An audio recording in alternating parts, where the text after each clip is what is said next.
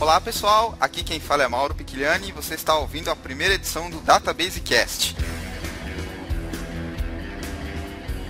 E nesse podcast nós vamos falar sobre início de carreira. Eu estou aqui com dois convidados, a Priscila e o Wagner, e eu vou dar a oportunidade para eles se apresentarem. Olá, aqui é a Priscila, trabalho com um banco de dados. Oi, meu nome é Wagner, eu sou DBA de SQL Server e DB2, assim como o Mauro e a Priscila, escrevo artigos para revistas da área. Bom, nessa primeira edição do Database Cast nós vamos falar sobre início de carreira. Essa é uma questão que muita gente que está começando na área tem dúvidas e vamos falar das histórias dos participantes. Cada um vai contar como começou, como veio trabalhar na área, o que passou, o que não passou, e é isso aí. Então, daqui a pouco a gente volta com a primeira parte do podcast Database Cast.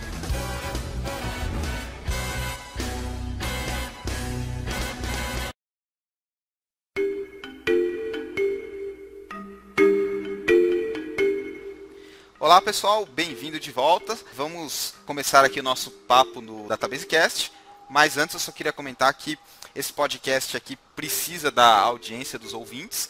Então se você gostar do que a gente falou, não gostou, tiver alguma crítica, uma opinião construtiva, por favor, entre em contato com a gente.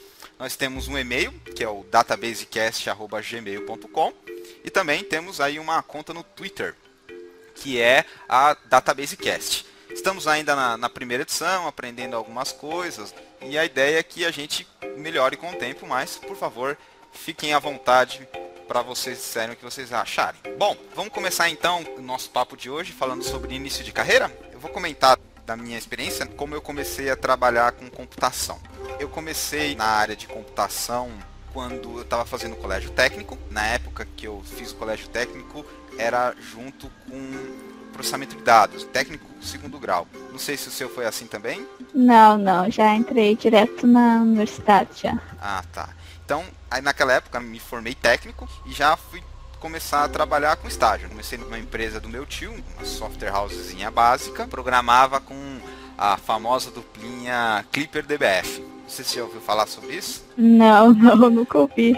É uma tecnologia mais antiga para desenvolvimento de sistemas. Estamos falando em termos de 98, 99. E aí eu fui trabalhando como estagiário, passando aquela vida maravilhosa de fazer café escravo? Vida de escravo. Fazer café dali, fazer café de lá. E aí depois, o que acontece? Eu comecei a fazer faculdade, prestei vestibular, fiz a faculdade de ciência da computação, já trabalhando na época. Engraçado que na época eu trabalhava numa outra empresa, uma grande empresa de software que faz RP. Eu trabalhava no período da tarde. Consegui fazer os 2 primeiros anos da faculdade de manhã. Acho que é uma coisa até rara hoje em dia. Eu comecei a estudar pela manhã. Fiz só o último período à noite. Entendi. Mas está cada vez mais raro essa história. Inclusive, esse tema de faculdade, para quem quer trabalhar com banco de dados e programação, é um assunto para um próximo podcast.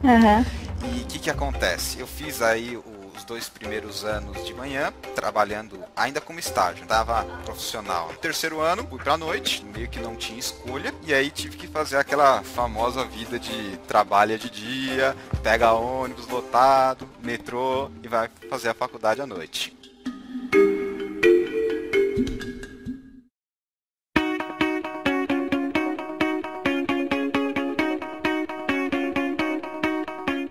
Bom, vamos deixar o Wagner falar um pouco agora? Eu tenho uma história meio curiosa na área de TI. Né? Eu sempre quis trabalhar com TI, mas sabe como é? Quando a gente presta vestibular, a gente é muito novo e sempre tem aquela dúvida na hora H do que vai se fazer. Eu prestei computação como primeira opção, né? Na época, ciência de computação, e eu entrei numa segunda opção, engenharia na Unicamp, engenharia agrícola na Unicamp, e entrei na PUC para fazer análise de sistemas. Acabei optando por ficar na escola estadual, porque eu achei mais legal, e depois eu faria o vestibular novamente, e por preguiça eu nunca fiz. Pegar o curso que eu estava fazendo e continuei, mas eu sempre me interessei pela área de informática, e logo que eu me formei, eu trabalhava em escritório de engenharia, mas eu cuidava do banco de dados que se usava no escritório. E aos poucos eu resolvi decidir entrar de vez na área de TI e eu entrei na área de vendas, mas venda de software, obviamente, e eu sempre lidei com programação, sempre gostei disso, né? Então, mesmo fazendo engenharia, eu tive a oportunidade de aprender técnicas, de ter noções básicas e tudo isso. E eu comecei a trabalhar com as vendas e sempre me interessando em conhecer mais o software, que por sinal é da área de BI. E aos poucos eu mesmo fazia as demonstrações, eu mesmo preparava o material que ia ser usado nas apresentações dos meus clientes. A parte de ETL a gente não fazia, mas vinha uma massa de dados qualquer do cliente e eu que preparava o banco, preparava a apresentação e era uma boa para mim ter essa habilidade. Depois disso eu abri uma firma com alguns sócios e a partir daí, até pela necessidade de ter uma empresa pequena, poucos funcionários, eu mesmo fui preparando o que eu usava ainda na área de vendas e aos poucos eu fui deixando disso e comecei a cuidar mais da modelagem, porque eu não tinha nenhum profissional qualificado para isso. No fim eu falei, olha, a qualificação quem tem, no fim das contas sou eu mesmo e eu comecei a lidar mais com essas coisas, sempre me mantive atualizado. Eu assinava na época dos anos 90, tinha uma revista muito boa que chamava DBMS, uma revista americana. O Wagner, eu até comentei agora um pouco com a Priscila, que eu também trabalhei com o DBF, Linha Clipper DBF, e engraçado que ela nem sabe o que é isso, né? Pois É, nunca ouvi falar, porque eu sou mais jovem. Com certeza. Provavelmente eu entrei na faculdade, você não tinha nascido, Priscila. Eu entrei em 84 na faculdade. É verdade, eu não tinha nascido. Tá vendo? É engraçado esse tipo de coisa, porque muita gente que trabalhou com programação acabou tendo contato com DBF, Clipper, essas coisas, e veio para a área de banco de dados. Com certeza. Eu mesmo, como falei, fiz um trajeto. Eu tinha noção de programação, mas eu gostava mesmo de banco de dados. E aos poucos eu fui migrando para essa área. Eu trabalhei, depois que eu fechei minha empresa, que eu saí da minha empresa, eu até trabalhei em empresas de grande porte, trabalhei na HP, depois vim para a IBM, hoje eu trabalho aqui na IBM. Antes de entrar nessas empresas, eu nunca tive formalmente o título de DBA, mas a experiência já era de muito tempo em cima disso. Inclusive, como eu falei, eu sempre me preocupei em me reciclar, eu fiz cursos na própria Unicamp, fiz curso na GV, sempre voltado na área de TI, para eu estar sempre atualizado. Participei de muitos simpósios, inclusive internacionais. Graças a Deus deu para me manter na linha. Ah, legal, Wagner. Vamos voltar um pouquinho agora para a Priscila, por favor, comente essa história aí da época da faculdade.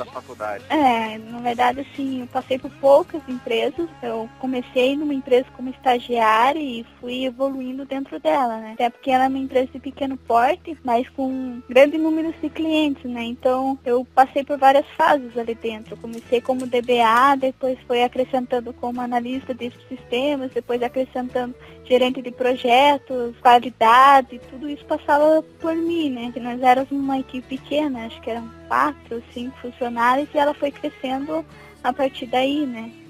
Então, os sistemas eram os melhores na área que ela atua, né? Não existem muitos concorrentes aqui no Brasil.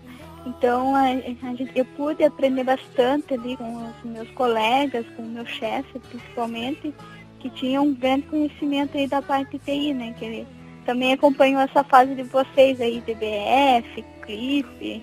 Então, ele pôde passar bastante coisa para mim aprender. E eu, basicamente, cresci dentro dessa empresa, né? Daí, me certifiquei, fiz pós-graduação e continuei evoluindo sempre com o SQL Server, né? Que foi a ferramenta que a empresa trabalhava, que era o principal banco de dados.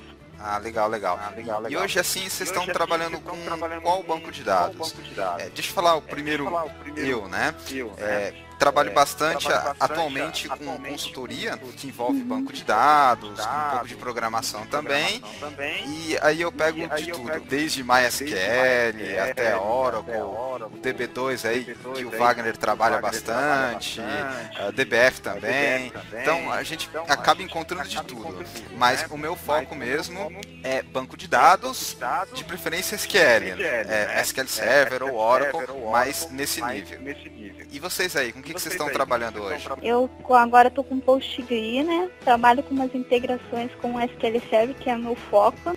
Estou estudando para terminar as minhas certificações em SQL e de vez em quando pego uns bancos de Firebird, MySQL para fazer umas migrações para o PostgreSQL, né, para a ferramenta do nosso software, que é um sistema ERP, na empresa atual que eu estou trabalhando, que eu mudei um pouquinho de foco. Ah, legal. E você, Wagner? Bom, que eu trabalho mesmo, SQL Server, que eu venho desde a versão 7, eu até estudei a versão 6.5, mas nunca trabalhei profissionalmente com ela. Legal, eu estudei também a SQL Server 2.5, trabalhei com ela, sofri bastante, mas esses dias são passados, né? Graças a Deus, o produto hoje não tem a menor comparação com o que era. A gente vai fazer um podcast depois só sobre SQL Server. Perfeito. Já faz um ano mais ou menos que eu não estou diretamente trabalhando com SQL Server, mas eu continuei estudando, eu inclusive fiz o curso de administração do SQL 2008 para me manter atualizado. Eu estou trabalhando bastante agora com DB2, obviamente, até pelo empresa onde eu trabalho, né? E eu trabalho com DB2 em vários ambientes. Trabalho com DB2 em Unix, né? Linux, e agora estou trabalhando também com DB2 em mainframe. Por curiosidade, eu comecei a estudar, mexer um pouquinho aqui com Firebird e o Postgres. Aliás, eu participei da conferência de Postgres que houve no ano passado, no final do ano. Fiquei muito impressionado com o produto, que foi o primeiro contato que eu tive. Deixa eu só interromper aí, Wagner. Foi a PGCon que você participou? Foi, exatamente. Eu também participei, mas eu acho que a gente não se encontrou ou não foi no mesmo ano. Eu fui agora em 2009, né? Até a pedido eu fui cobrir o evento pela SQL Magazine, que eu até escrevi, vai sair esse mês, se não me engano, um artigo falando da PGCon.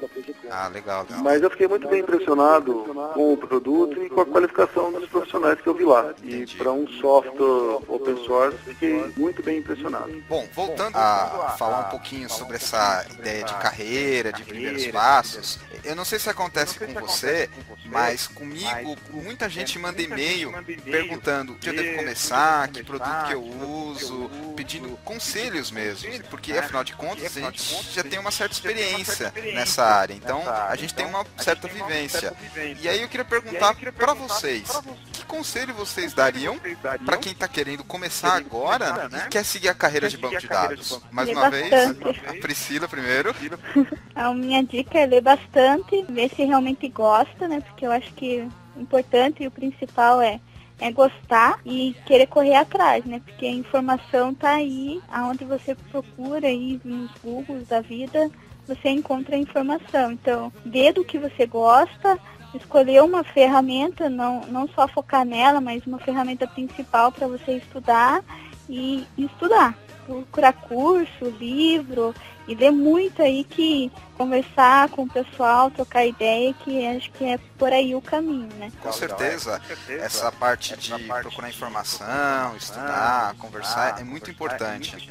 Na nossa área, não é só ficar no computador direto, né? A gente tem muito contato com as pessoas, conversar, aprender, eu acho legal, que o que mais a gente ganha é na troca de experiências. Você vê como a outra pessoa pensa e aplicar a tua ideia com o que a pessoa pensa, e isso agrega muito mais valor no que você está fazendo, né? De repente você enxerga um caminho que antes sozinho você não estava vendo. Né? É verdade. Eu acho muito importante a experiência, assim, a troca, assim, a conversa, o trabalho em equipe, eu acho muito bacana. Olha, eu concordo plenamente com a Priscila com relação ao seu esforço individual. Até hoje, eu nunca vi uma faculdade oferecendo um curso para administrador de banco de dados, ou nem que seja um desenvolvedor voltado a banco de dados. Deixa eu só interromper, Wagner. Realmente, não tem faculdade para banco de dados. Que existe alguma coisa de especialização, alguma coisa separada. Eu acho que até precisa. Às vezes até a faculdade, assim, deixa um pouco de lado o banco de dados.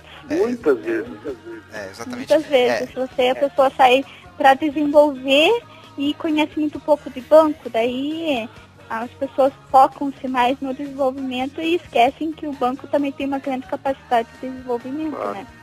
É verdade. Eu estava comentando sobre essa questão do esforço pessoal e eu mesmo treino a carreira de banco de dados por esse caminho, me especializando em desenvolvimento em banco de dados, linguagem SQL, criação de procedures, coisas do gênero, para depois entrar na parte de administração de banco de dados.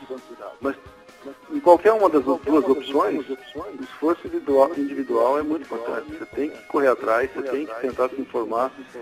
Se possível, não se limitar ao que está no Google em português, né? Tem muito material disponível por aí, a gente pode ir atrás. E a questão é que compensa. Né?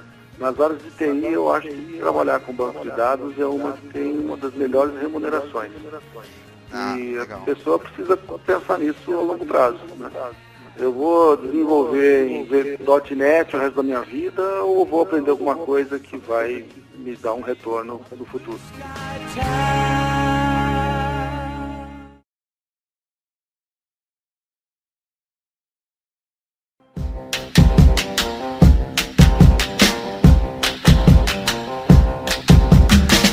Estamos de volta e agora vamos falar sobre a questão da programação. Bom, como eu falei, eu trabalho bastante com consultoria de banco de dados, mas a minha opinião é que não dá para desassociar, ou seja, programação está diretamente relacionada com um banco de dados, seja na aplicação, ou dentro do banco, com Story Procedure, enfim. Eu acho que realmente é uma coisa que está ligada. Por mais que a gente tenha que separar, em alguns casos eu acho que não dá. É preciso ter as habilidades de programador, tração DBA, é preciso conhecer também a parte de hardware. O que vocês acham disso?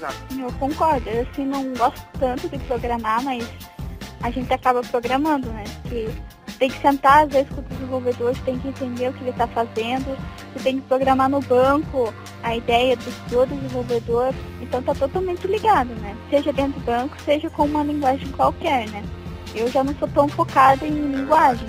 Eu entendo o código, eu entendo a lógica, mas não programo assim diretamente. Fico admirada assim com os programadores, porque normalmente eles criam as coisas do nada, né? Assim, só com uma telinha e de repente está funcionando o negócio, assim, fico admirada. Eu só não tenho a paciência que eles têm. Uma paciência para tentar traduzir o que o cliente está falando, paciência para entender o que o analista falou, assim, eu admiro bastante. Eu acho que é uma profissão bem difícil e precisa ser valorizada como tal, né? Afinal, os caras criam, né? Olha, honestamente, eu acho muito importante que a gente trabalha com banco de dados, conheça um pouquinho que seja de programação externa ao banco, vamos falar assim. Eu passei uma fase da vida que eu trabalhei com isso também, hoje em dia eu já não lido tanto, mas é importante que a gente conheça como programar dentro do banco. Passou 20 anos de evolução aí de tecnologia para chegarmos nos bancos de dados que nós temos hoje, os sistemas gerenciadores de bancos de dados que nós temos hoje, com uma série de recursos que pouca gente sabe que existe. Eu vejo, inclusive, muitos colegas DBAs, né, que não conhecem informação, como criar uma procedure. Eu acho que esse conhecimento faz falta.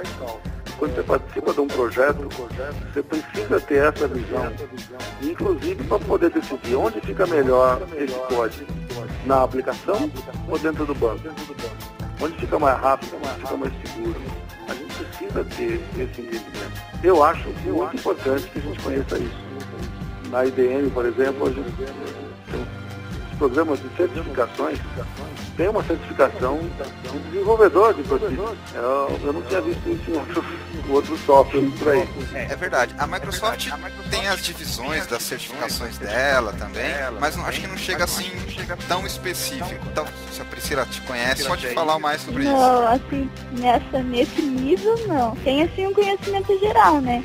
De como estruturar, qual função é mais rápida, qual não é, mas exatamente. De programar Store Procedure e Talvez não tinha visto ainda. Eu vi alguma coisa nesse sentido na parte do Oracle, porque eles têm aquela parte chamada de Oracle Forms, que interage bem com Java, então é uma certificação mais voltada para o desenvolvimento. Eu acho muito importante que a gente conheça essa parte de programação e banco de dados, para a gente poder decidir o que fazer, inclusive, e orientar os desenvolvedores.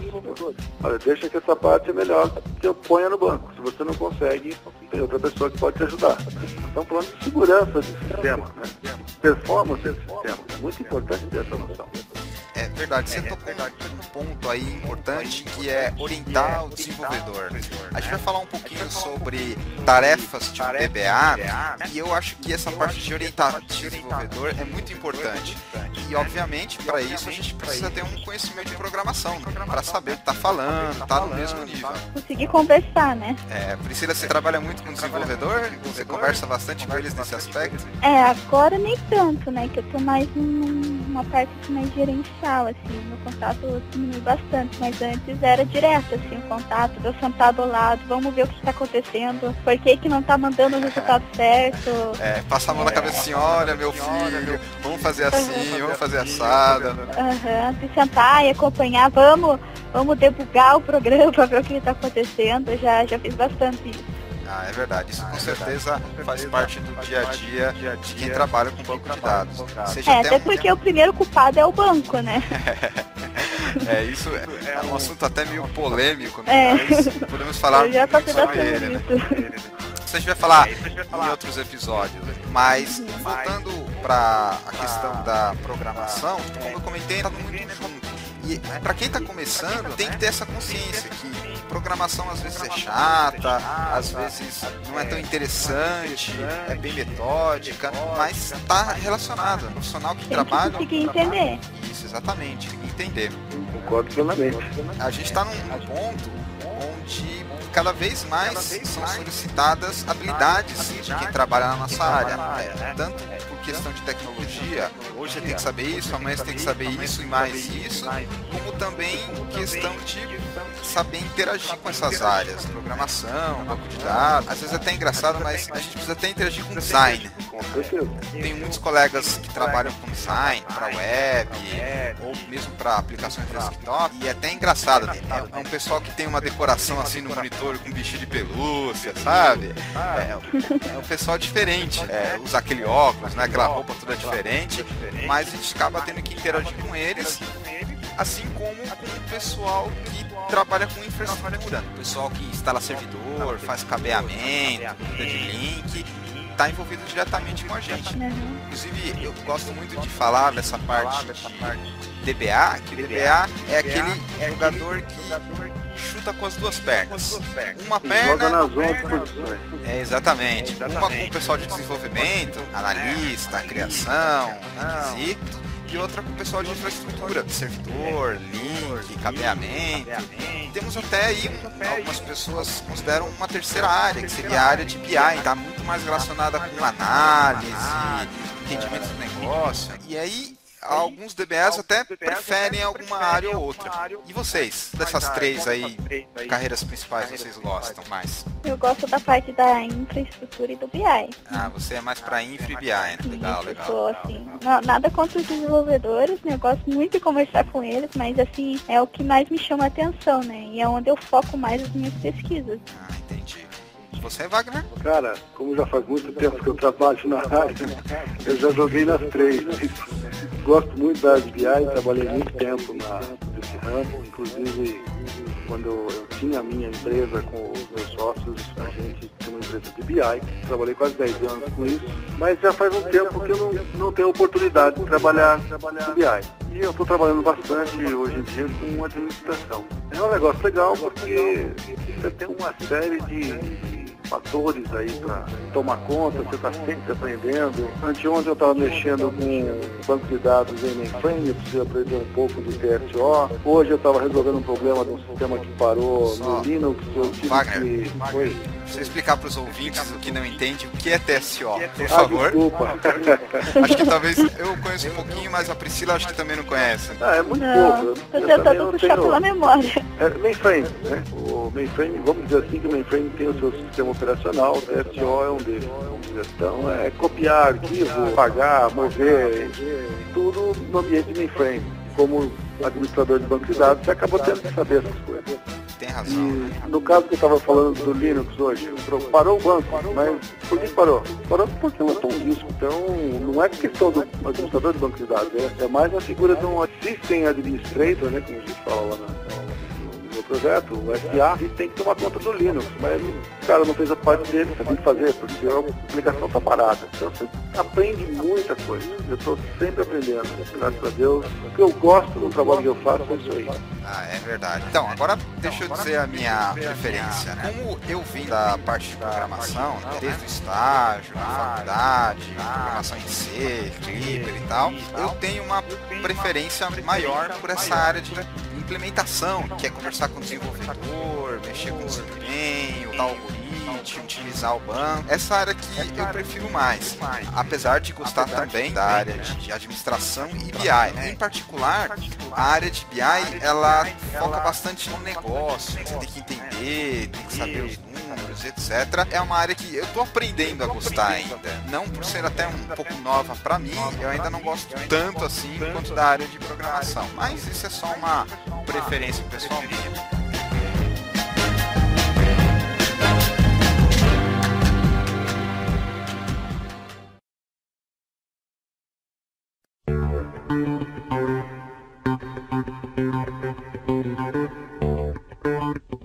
Bom, voltando a essa terceira parte do podcast, nós vamos falar um pouco agora sobre dinheiro, remuneração, cascalho, bufunfa e outros nomes que se dão para essas verdinhas que tanto nos fazem trabalhar e ficar longe da família, e aí ficar até de madrugada e etc. Basicamente, a área de DBA, assim como outras áreas, tem essa definição de estagiário, né? Aquele que realmente está aprendendo, trabalha 6 horas ou um pouco menos.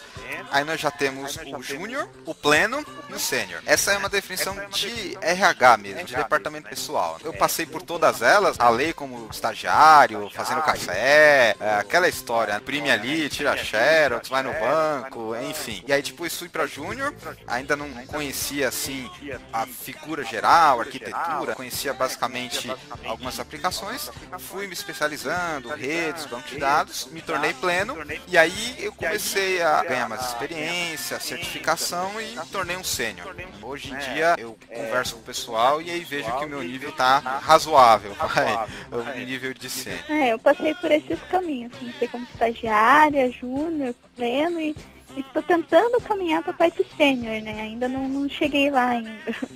Tô no meio do caminho aí, buscando aprender sempre, né? É até engraçado falar assim, eu sou sênior. Na verdade, eu não gosto muito de falar assim, mas é uma classificação. Você tem que... Não, é o que o mercado prega. Exatamente. Divide os profissionais em seu nível de conhecimento. E a pessoa tem que correr atrás. Exatamente. Pode até ser presunçoso falar que eu sou sênior, mas também tem o seguinte, eu optei por continuar na área técnica e não ir para uma área mais administrativa. Apesar de eu já ter gerenciado equipe, ter cargo mais de gerente de projeto, eu escolhi continuar na área técnica e fui subindo até chegar ao sênior. Exatamente, é uma opção, né? É um caminho a se percorrer. É verdade. Algumas pessoas até chamam de carreira em Y, só continua na área técnica, trabalhando, resolvendo milhares de problemas, que nem um colega meu fala, matando uma plantação de pepino por dia, desmanchando um monte de árvore de abacaxi, sabe? Sei lá, não sei nem sei se abacaxi da árvore, mas enfim, a gente tem que resolver os problemas na área técnica ou indo mais para a área gerencial, que aí é muito mais focada na coordenação de pessoas, a liderança, gestão, fazer cronograma, controlar custo, saber se o projeto está na linha, está fora da linha. Controle de prazo. Funcionário que chega atrasado. Exatamente. Motivação, é uma área bem complicada, assim. Bom, nós acabamos saindo um pouquinho do assunto original, né? Mas eu acho que é o seguinte, banco de dados é realmente muito interessante para quem está querendo seguir a área de TI. Tem um monte de opções, tem um monte de nichos, vamos falar assim, né? Você pode começar, inclusive, em grandes empresas como DBA Júnior ou mesmo estagiário. Eu já vi vários casos desse tipo. Eu acho que é uma área que compensa. Se alguém aqui trabalha por hobby, não é o meu caso. Eu gosto de poder tirar umas férias, de poder ir tomar uma cervejinha, essas coisas. Se alguém não liga por quanto ganha no fim do mês, pode ficar tranquilo, não precisa entrar na hora de DBA, porque o esforço é grande, mas recompensa. Você vai trabalhar fora de hora, muitas vezes você vai ter que fazer hora extra. É só você estar no lugar certo para receber o que você trabalhou. Vale a pena. E com relação ao futuro aí, né, pleno e sênior, é bem nebuloso onde começa um pleno, onde termina um júnior e onde termina um pleno e onde começa um sênior. O mercado funciona dessa maneira. O futuro mesmo, no longo prazo, eu acho que a gente sempre acaba tendo que entrar na área administrativa. Sempre tem uma pressão das empresas para a gente entrar na área administrativa. Eu estou tentando empurrar com a barriga esse momento porque eu gosto da área técnica, mas eu acho que é um caminho natural da gente acabar entrando aí na parte de administração de pessoas e tudo mais. Já tive experiência nesse sentido também. Eu era líder de uma equipe até que grande, num projeto que eu participei recentemente, mas quando eu pude sair, eu saí contente. Voltei a ser DBA. E é isso que eu gosto de fazer. Ah, legal. Eu acho que essa área de gerenciar pessoas é uma área muito complexa. Não só complexa, mas ingrata. Tem muitas vezes que são situações independem de você, e você é o peão que é obrigado a dar a má notícia. Não, pro cara que tá abaixo de você é o peão, é ótimo, né? Mas não tem é jeito. verdade. Mesmo você sendo para de gerência, você continua em algum momento sendo peão. Ué, você nunca tem que fazer aquelas dar tarefas gostosas. no momento que as promoções, os aumentos de salário e mudanças de cargo, você não tem controle 100%, você volta a ser peão. Alguém vai dar uma ordem que você vai ser obrigado a ouvir e seguir, né? Não tem jeito. É verdade. E ligando ao que a gente está falando, conforme a pessoa vai ter um cargo, seja de estagiário, júnior, pleno ou sênior, o salário vai adequando ainda. Às vezes não da maneira que a gente gostaria, ou seja, a gente ganha pouco, mas a tendência é que conforme vão se galgando os cargos, eles sejam adequados. E a área administrativa também tem isso. Geralmente quando é promovido por um líder técnico, ou coordenador, né, se apresenta as habilidades que precisa para esse cargo, tanto de liderança, de gestão, de comunicação, etc., a tendência é que o salário seja adequado.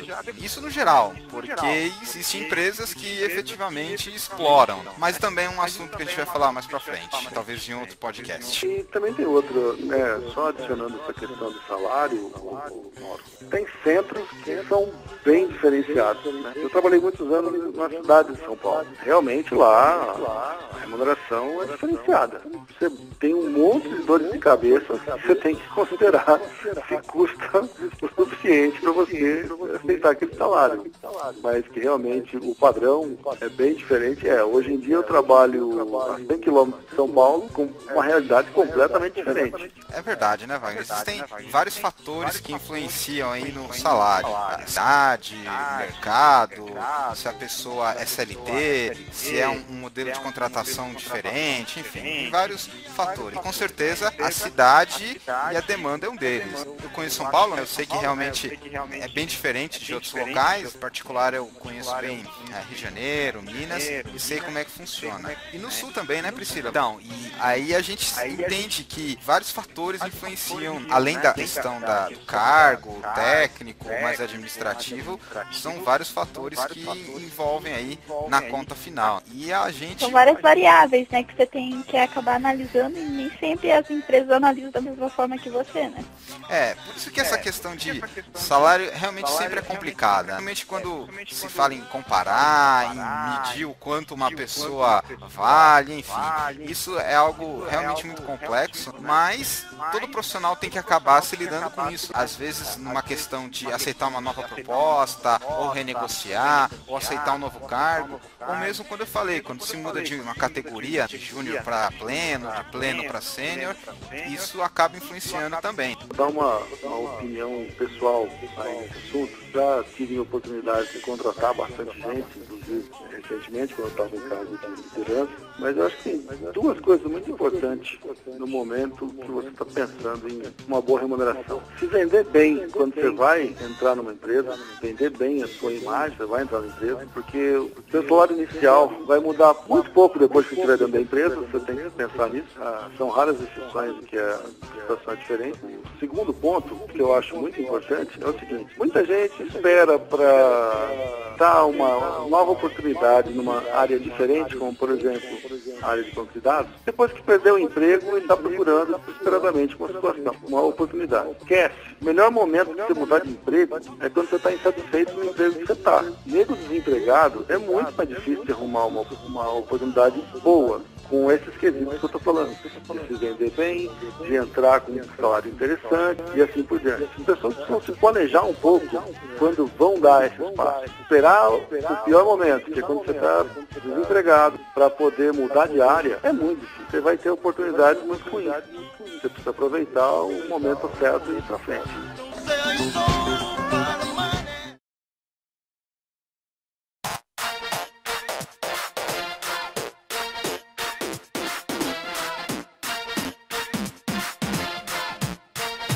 Todo mundo tem uma história engraçada de começo da carreira, né?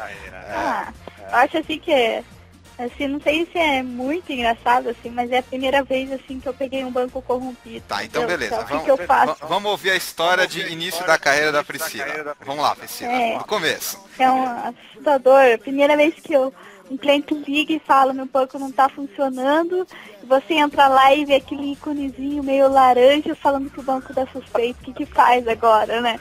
Dá um desespero. O banco fica suspeito? Suspeito por quê? Eu acho que dá na hora é desesperador, mas depois fica imaginando, é até engraçado, né? Você pega aquela mensagem que você não tem a menor ideia do que é, né? E parece suspeito, né?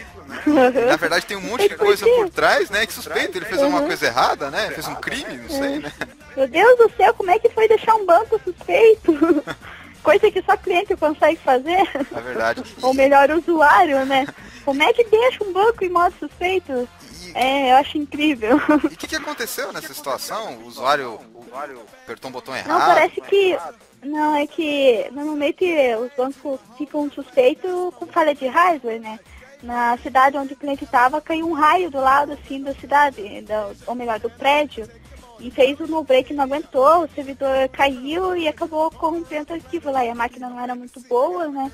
Deu uma falha de hardware ali e o banco não conseguiu levantar direito. E quer dizer... Mas até descobrir isso, né?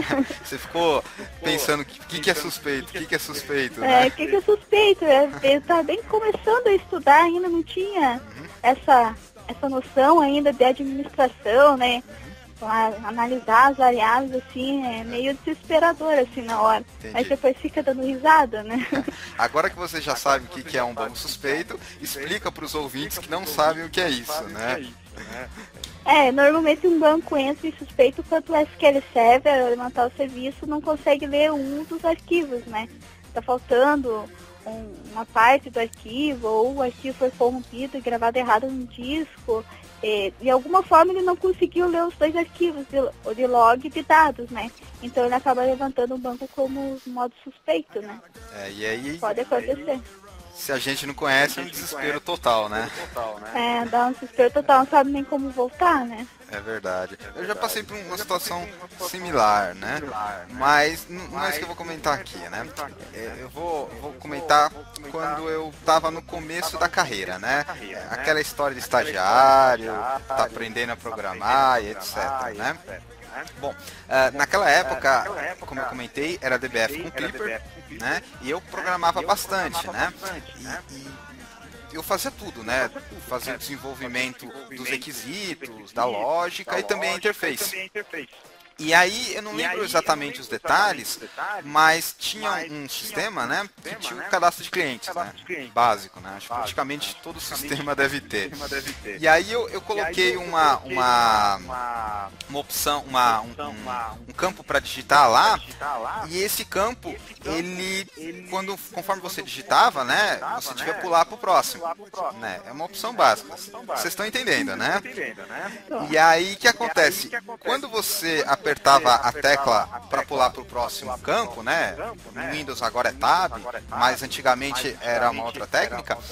Eu fiz uma programação lá e deu um bug, né? Ou seja, a tela fechava, o sistema saía e perdia tudo que ela digitava, né? Então, praticamente todo aquele cadastro de clientes era perdido, porque quando chegava naquele campo, ela pressionava a tecla para pular de campo e aí perdia. E aí o build, o executável foi pro cliente, né? Aquela história, né? Estagiário, tô aprendendo, não sabia testar ainda, né? E aí isso foi na sexta-feira. Aí na segunda-feira eu chego para trabalhar, né? Todo feliz, né? O quão feliz o estagiário pode ser, mas enfim, né? Foi engraçado porque usando lá, aí chegou o cliente, né? No caso, o meu coordenador, né? O meu superior chamava-se Flávio. Né? E eu atendi o telefone e ela colocou na linha nós três para discutir o problema, né? Não tinha, é uma empresa pequena, não tinha sistema de pedidos, enfim, aquela coisa. E foi muito engraçado porque ela já chegou a falar assim, né? Seu Flávio, deu problema no cadastro de cliente. E aí eu comecei a rir. E não parava de rir, e não conseguia entender o que ela falava. E o meu chefe, né, o Flávio, falou assim, não, mas ele vai resolver e tal, todo desesperado, né? E foi muito engraçado porque até eu conseguir parar de rir, me concentrar e lembrar onde era, foi uma tiração de sarro com o cliente, né? Isso não pode, né? Você tem que tratar bem o cliente, independente da maneira que ele fala, né? Então, foi um erro básico de estagiário, né? Eu tirei sarro do cliente, quase acabamos perdendo o cliente e tal, mas foi uma história que eu lembro até hoje quando eu era estagiário, né? Wagner? Oi. Cara, eu lembro de duas situações, uma bem rapidinha, que não é engraçada para quem passa, né, só para depois quem conta a história aqui. Essas são as melhores, né? No momento você está desesperado, mas depois você ri a beça. Um rapaz da minha equipe, que era suporte à produção, trabalhando em banco de produção, ele esqueceu que todo update deve vir seguido de um where. Ele escreveu um update sem botar cláusula nenhuma, atualizou uma tabela de produção de ponta a ponta. E, cara, depois que você deu o enter, dá aquele desespero. Meu Deus. É muito engraçado para quem ouve, mas para quem deu o enter é um desastre. Você vê a pessoa mudando de cor assim, né? Tá ficando branco, né? De entrar no fio e sair correndo atrás para ver se você consegue pegar aquele enter de volta. E o bicho não volta. Ele atualizou uma tabela de clientes, não me lembro se era exatamente de clientes, mas era uma tabela com mais de 1 milhão de registros. Deu um bafafá danado para o rapaz não perder o emprego. Foi uma luta. Isso acontece com quem está aprendendo a linguagem SQL, né? A cláusula where, ela filtra, né? Então, se você não colocar ela ou colocar ela de uma certa maneira, ela afeta tudo, né? E aí como é que fala? Pedir para acontecer um acidente, né? Ainda mais em ambiente de produção direto, né? Mas enfim. Perigoso demais. É verdade. Mais alguma história? Olha, a segunda que eu lembro é essa do cliente. O cliente ligou na empresa reclamando que ele não estava conseguindo restaurar um backup, né? E aí eu fui envolvido na conversa e estava explicando, escuta, você tem que pegar deve ter um arquivo com um nome tal, um determinado diretório, né? Porque eu já tinha habilitado um job, era um banco de dados da SQL Server, eu tinha criado um job, que ia criar um arquivo com determinado nome, no determinado diretório, e diariamente ia ter esse backup lá.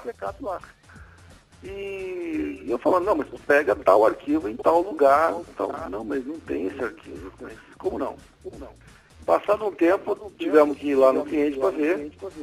algum gênio tinha desabilitado o job e como eles faziam backup de disco diariamente, eles achavam que estavam protegidos. Né? Só que o SQL Server bloqueia os arquivos de log e de dados quando está em uso. Portanto, como o SQL Server estava sempre em uso, os arquivos de backup, de log e de dados nunca foram backupeados no backup de disco. O cliente não tinha backup, tinha não sei quanto tempo lá. Graças a Deus era um projeto de Data Warehouse e o trabalho que deu foi reprocessar tudo, fazer o ETL de novo, de um período bem grande, e botar no ar. Mas a brilhante ideia do cidadão de tirar um job e deixar um backup de disco funcionando, achando que estava tudo resolvido. Com certeza, backup é uma das tarefas do DBA que a gente tem que falar muito sobre isso ainda, né? É até uma questão cultural, mas enfim, né? Realmente, problemas de backup são cruciais quando acontecem. Eu costumo dizer que o backup não me bota medo, o que me dá medo é o restore. Quando tem o backup, né? Porque às vezes nem isso tem, né? Tem o backup, acho que é pior. Então é isso aí. Eu queria fazer a parte final agora do podcast, onde tem os agradecimentos. E se vocês quiserem deixar uma mensagem final, e-mail, blog, Twitter, site, para que a galera entre em contato e é que a gente se despeça e fecha esse podcast, né? E para gravar o próximo. Tá bom? Bom, Deixa eu só mais uma vez queria agradecer aqui a participação do Wagner e também da Priscila, né? Dois colegas escritores aí da revista SQL Magazine. A gente conversou um pouquinho aqui nesse podcast, nessa primeira edição do Database Cast, e dizer que estão convidados aí para as próximas edições, né? Para a gente conversar um pouco mais sobre essa área. Priscila, começa, por favor. Então, agradeço ao Mauro pelo convite, né? Foi um prazer conversar com os dois aí. Espero ter outras oportunidades aí mais pra frente, a partir do momento que a agenda permita, né? Que é meio complicado. E foi um prazer conversar com vocês. E quem quiser entrar em contato comigo, é só entrar em contato comigo com o e-mail priazarias@hotmail.com. Que sempre que eu puder, eu dou um retorno aí, um feedback para conversar com vocês. Legal. Bom, faço minhas palavras da Priscila. Também foi um prazer conversar com vocês dois hoje. Espero que esse podcast seja útil para as pessoas que acessarem o site. E quem quiser entrar em contato, o meu e-mail é wcrivelini@gmail.com. Legal, pessoal. Então é isso aí. Um grande abraço para todos que estão nos ouvindo e até a próxima edição do Database Cast.